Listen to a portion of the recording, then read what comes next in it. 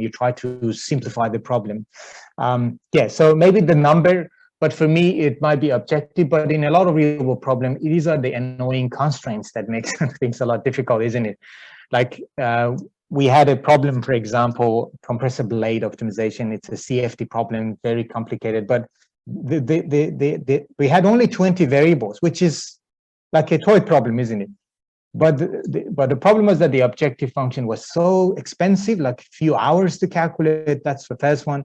Second one, even 20,000 iterations, or thousands particles, let's say, in a genetic algorithm, whatever you use, didn't give us even a single solution viable. So what we end up doing, asking the problem decision maker, do you have any available shape for this so we can start, right?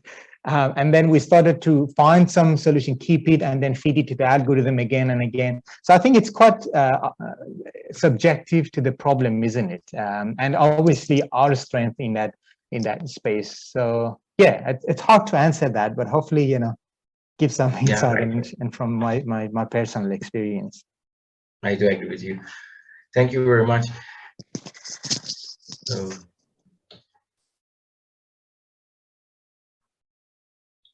are there any questions?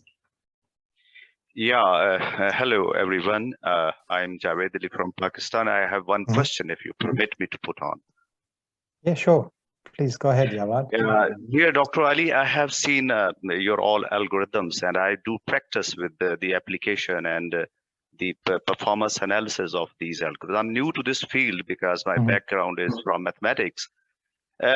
You have designed very interesting and very effective algorithms. But I have one question regarding the performance analysis of these algorithms. When I apply several modern meta-heuristics to standard test problems, they are quite good in locating the optimal solutions. But whenever I apply these algorithms to real-world problem, like it's a very simple problem, the calculating steady-state points of street tank problem, it's only a two-dimensional problem.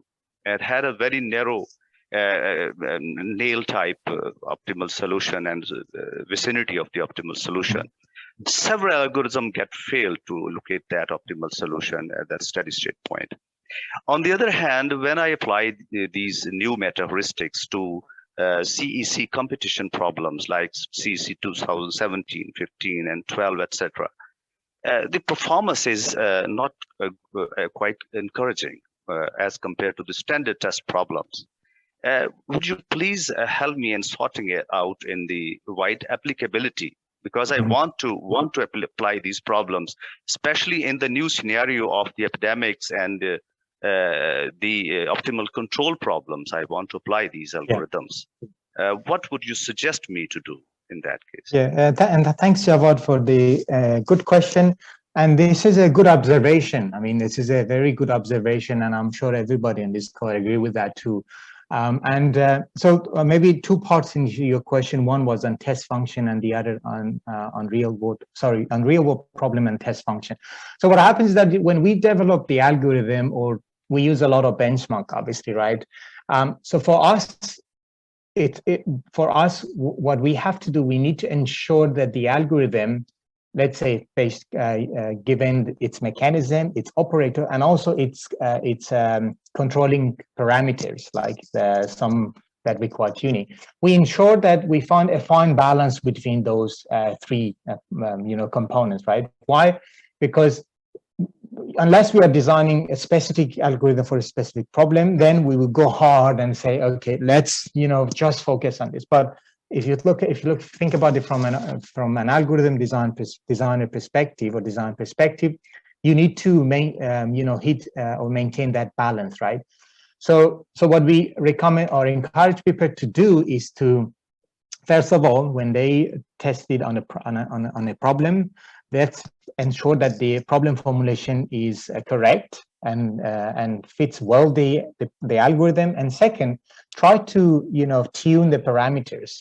Yes, they might not have the subject matter expertise to change the algorithm structure and fine tune the search mechanisms, but they can at least fine tune the operating the controlling parameters, right?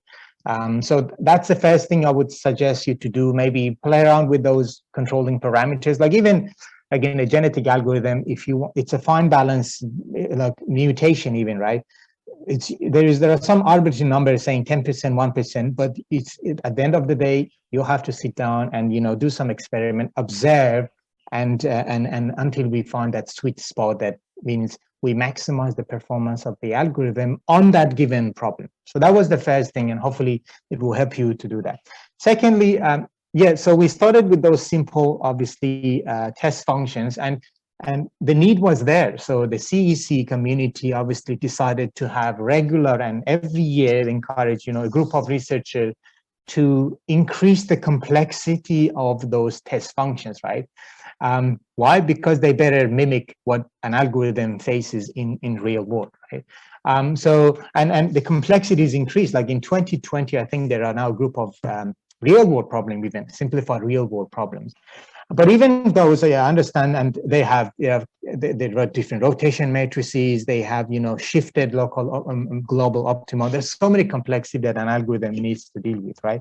And that might be the reason. So it's becoming a best practice in this field that people, even a lot of reviewers and editors, encourage authors and researchers in this field to test their algorithm not only on those test functions, traditional test function, but also a lot of CEC or any other BBOB, black box optimization, etc.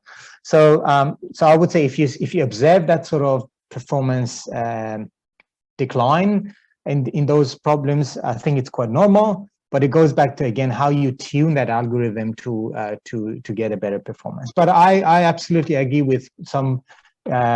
Some comments around some of the algorithm being or gravitating toward the origin rather than, so if you shift the global optima, it might change. I agree with that, and some algorithm might suffer from that, but I'm pretty sure with proper mechanism and some normalization that can be managed. So I hope that gave you some, I hope I managed to answer your question, Javad, but it was a great observation. Thank you very much, Professor. Thank you very much.